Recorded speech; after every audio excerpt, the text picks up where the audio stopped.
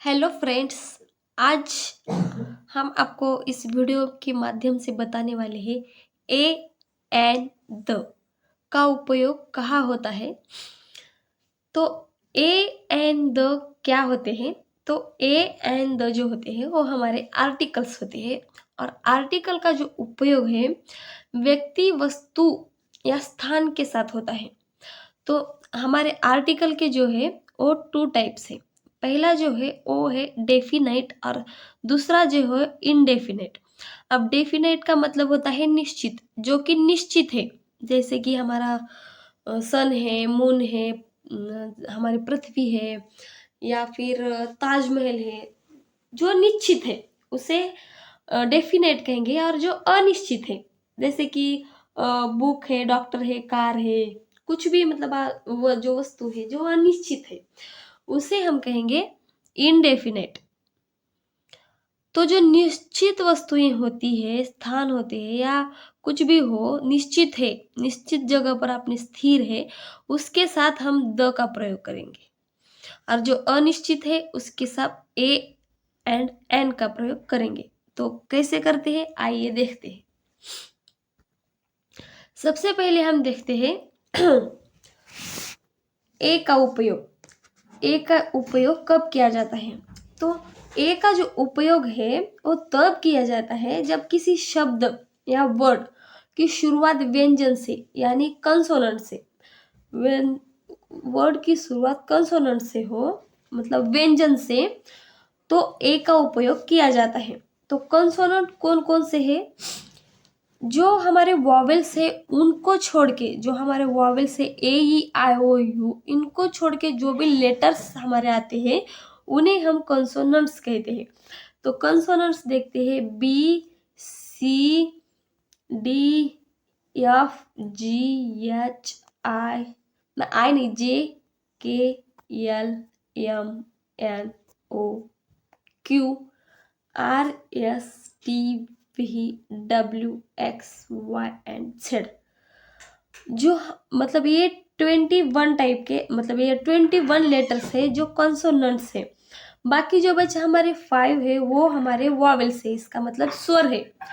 तो अगर हमारे लेटर्स की स्टार्टिंग में कंसोनेंट्स आते हैं तो हमें उनके आगे अ का यूज करना है, अ का प्रयोग करना है। तो देखते हैं, अ पेन है, अ हाउस है, अ बुक है, अ डॉक्टर है, अ कार है।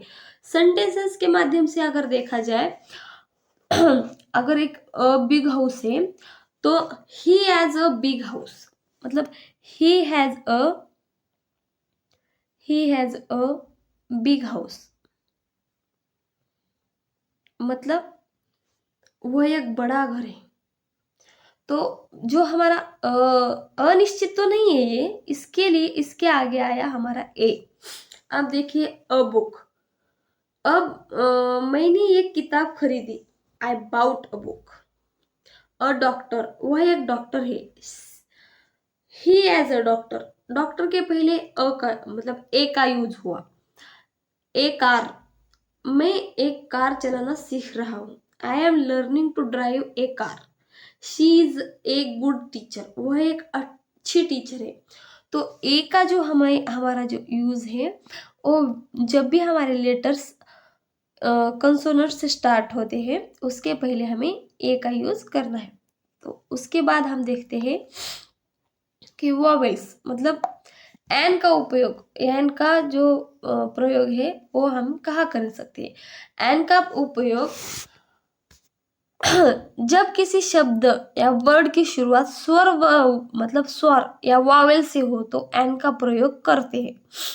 तो वावेल्स कौन कौन से है मैंने बताया, ए ई आई ओ यू, ये 5 लेटर्स जो है हमारे स्वर कहते हैं, इन्हें हम स्वर कहलाते हैं।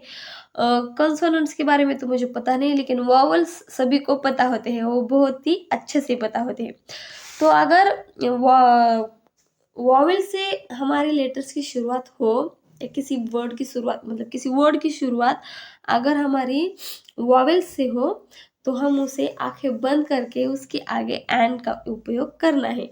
तो देखिए, एन एलिफेंट है, एन एप्पल है, एन एक्सपर्ट है, अगर हम इन्हें सेंटेंसेस के थ्रू यूज करना सीखे तो वो कैसे, अगर आप एन एलिफेंट की बात करें तो वह एक एलिफेंट है, he is an elephant, he is an elephant, elephant. अगर एप्पल की बात करें, आई एट एन एप्पल, मैंने एक एप्पल खाया। एक्सपर्ट की बात करें तो आई एम एन एक्सपर्ट, मैं एक एक्सपर्ट हूं, आई एम एन एक्सपर्ट, मैं एक एक्सपर्ट हूँ। तो जो एक्सपर्ट जो हमारा वर्ड है, इसकी शुरुआत ई से हुई, इसका मतलब एक वॉवेल्स है तो उसके पहले हमें एन लगाना है। यहाँ पे भी ई से हुई, एप्पल का मतलब ए से हुआ है। अगर ऑरेंज है तो उसकी मतलब वर्ड की शुरुआत ओ से होती है, तो एन ऑरेंज कह सकते हैं हम। तो मतलब जब हमें किसी वर्ड के स्टार्टिंग में वॉवेल्स दिखाई दिए ए ई आई ओ यू, तो हमें समझ जाना चाहिए कि यहाँ पे एन का यूज होगा। तो आगे देखते हैं हम द का उपयोग। अब द का उपयोग कहाँ कहाँ होता है? द का उपयोग जो होता है वो उन यूनिक लोगों या वस्तुओं के लिए जो एक ही हो। अब जैसे कि the earth, the sun, the moon, the poor, the rich, the moon, the Taj Mahal, the sky, the highest, the Ganga, all the student. इनके मतलब इतने जो मैंने आपको बताए उन सबको मतलब अलग अलग तरीके से मतलब मैं एक्सप्लेन करना चाहती हूँ। वो कैसे देखते हैं, अगर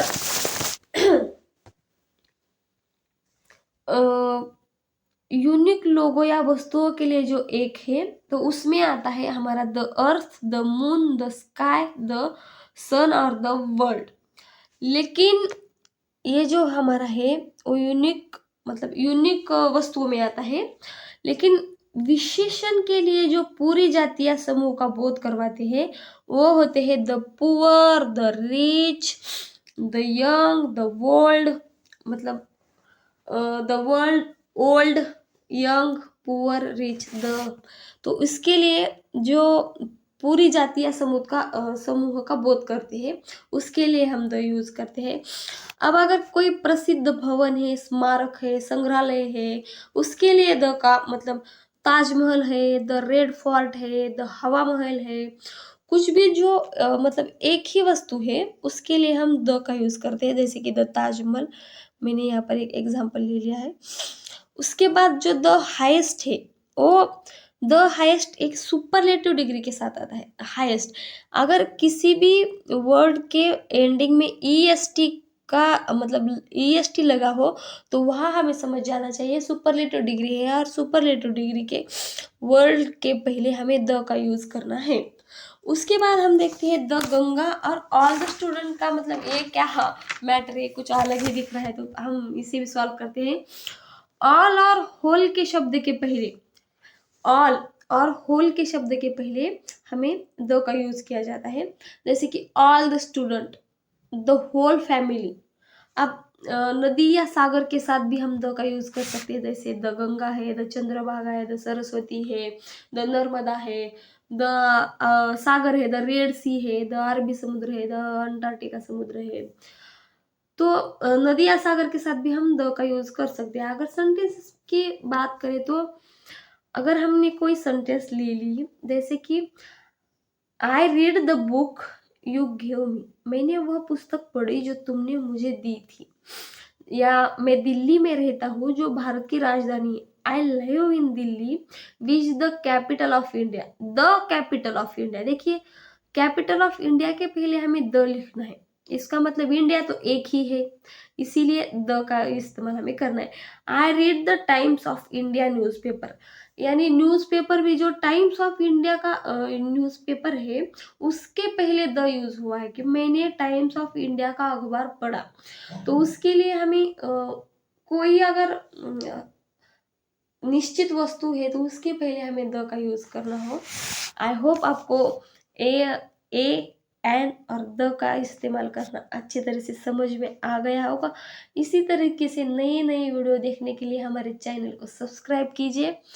आपका सब्सक्राइब करना हमारे लिए मतलब हमारी प्रेरणा को बढ़ाता है, तो प्लीज़ चैनल को सब्सक्राइब कीजिए। धन्यवाद।